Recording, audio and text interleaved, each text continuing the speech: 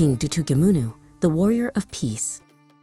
Long ago, 2nd century BCE in ancient Sri Lanka, the island was divided between two kings. In the south ruled the gentle King Kavantisa of Ruhuna. In the north ruled King Alara, a foreign ruler from India, fair but not of Sri Lanka's line.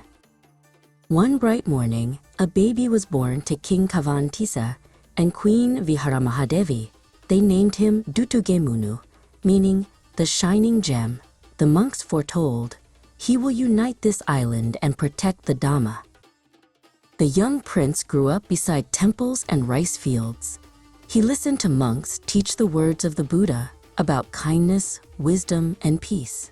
Yet he also heard tales of the divided land. One day he said to his mother, I will bring the whole of Sri Lanka under one flag, so all may live in peace and follow the Dhamma.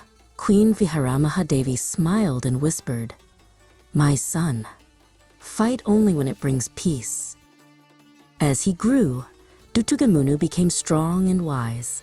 He trained in archery, sword fighting, and strategy. But he also helped monks build temples and gave food to the poor. His people loved him dearly. One day, the prince met a powerful elephant named Kandula. The two became inseparable. The elephant bowed before him as if recognizing destiny. When King Kavantisa passed away, Dutugemunu wept, but he knew his duty. He gathered his soldiers and said, We fight not for pride, but for peace. Let our swords protect the Dhamma. From Ruhuna, the great army marched north. Villagers prayed for them and offered lotus flowers. Kandula led the way, his steps shaking the ground like thunder.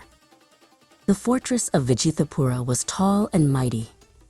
For days they tried to break its gates, and failed. Then Dutugemunu rode Kandula forward himself. Forward, my friend, for our land and for peace. The gates broke open, and victory was his. At last the two kings met, Dutugemunu and Alara. They fought bravely, sword to sword, atop their elephants. When Alara fell, Dutugemunu lowered his weapon and bowed. Honor this noble king, he said. Let none harm his name. After victory, the king ordered, Build a stupa where Alara fell. Let all remember his greatness. He lit lamps and prayed for peace for both armies. King Dutugemunu invited monks from across Sri Lanka. He rebuilt temples, offered robes and food, and built homes for the poor. To honor the Buddha, he began building a magnificent stupa, the Ruwanwelisaya, saying, May this stand for all time as a light of compassion. In his later years, the king often sat by the stupa, watching pilgrims pray.